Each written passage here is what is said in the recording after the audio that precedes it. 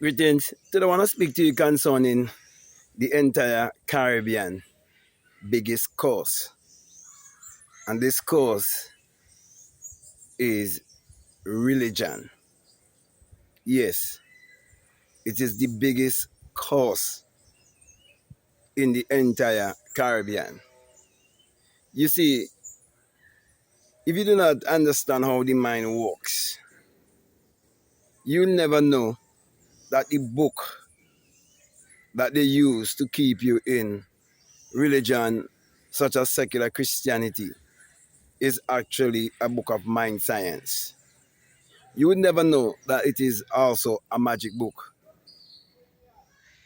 And so you will never be able to create consciously or create your life whichever way you want it to be. In short, you'll never discover that your real identity is your divinity because they use religion in the Caribbean to have you looking outwardly instead of looking inwardly. So you're always looking at the outside for a Lord, a Savior, a Master, and a Redeemer. Therefore, when you act like that, I have that belief system, you're denying your own power, the power that you have inside of you to redeem you. Because the redeeming power is within you, the saving power is within you, the light is within you. And you're looking outside for some other light or some other entity when everything exists in consciousness, everything exists in your awareness. If you're not alive, then you are dead. If you're not in the light, then you're in the darkness. There's only the law of opposite. That's all there is. For there is only one power, which is mind power. And that mind power could be equivalent to sun power. Because when you look at the parallel, you realize that the sun, as in the sun, it is actually the light of the world. And it is also the savior of the world. If the sun don't give its light, then there wouldn't be no life on this planet, and there's no entity that you could cry to or pray to or ask to do different if the sun refuses to shine. Okay? So from since the dawn of time, wise men have always known the inner working of the light or spark that is within man, which is the sun in man. That's the reason why I've been teaching the world concerning the inner sun science and technology to create your reality consciously.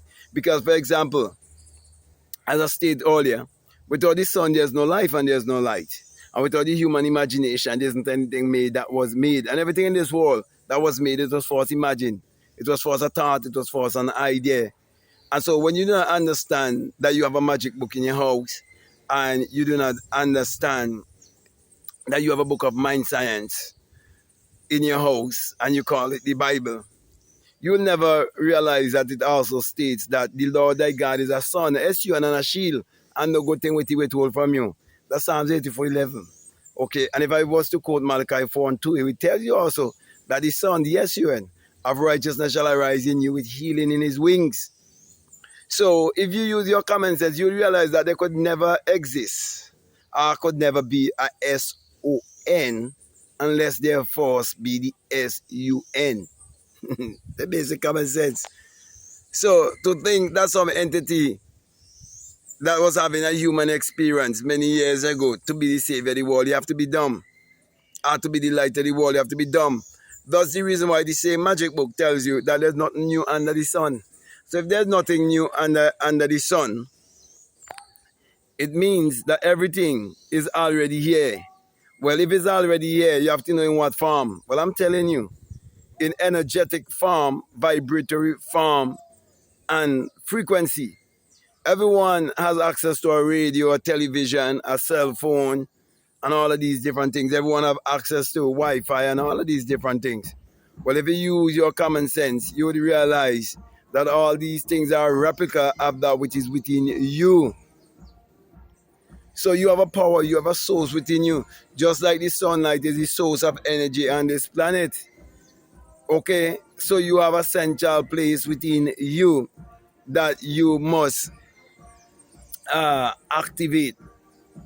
Okay, so my brother, my sisters, the healing that the people of the Caribbean need is that of breaking the curse of believing and serving a God outside of themselves.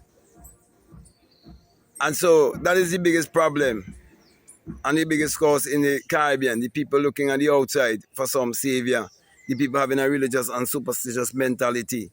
Okay, and not willing to change, willing to learn. Okay, but if you're listening to me and what I'm saying, if it makes sense to you and you would like to dive deeper, you want to go deeper down the rabbit hole, you like to understand the Bible from a metaphysical standpoint, from an esoteric standpoint, from a metaphysical standpoint.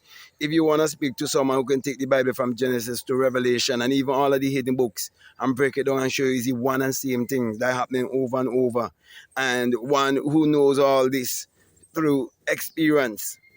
I would have written a book called The Secret Vagina and Mystery of the Virgin Birth because I experienced the virgin birth, so no preacher could fool me. For example, when they tell the story of Samson, and they tell us that how Samson killed a lion with his bare hand. All your life you live on this man, you never seen any man who kill a lion with his bare hand. And then you live the rest of your life on this planet till the day you die. You'll never see bees forming any kind of nest in any dead thing or any carcass. Because they tell you in the carcass of the lion, Samson found honey. Bees don't do that. You see, everything in this universe works by law and order. And for example, you never find a sheep meeting with a goat and bringing food. You never find that. You never plant pumpkin and reap watermelon. Okay, so even the laws of nature prove that you could be fed lies and you believe it to be so. Okay, so there's no way bees will go in a carcass of a lion or in any dead thing to populate and to have their life there. That's not the life of a bee. Okay, you can find a bee nest in trees and abandoned houses and all of these different things, but never in a dead thing. Okay, they just don't be like that. It's like you have certain things that don't eat dead things and certain things that eat things while they're alive and so on. For example, I do not think an eagle eat things that are dead, but a chicken hawk would eat things that are dead. Okay, an eagle could fly so high and it have microscopic and telescopic vision.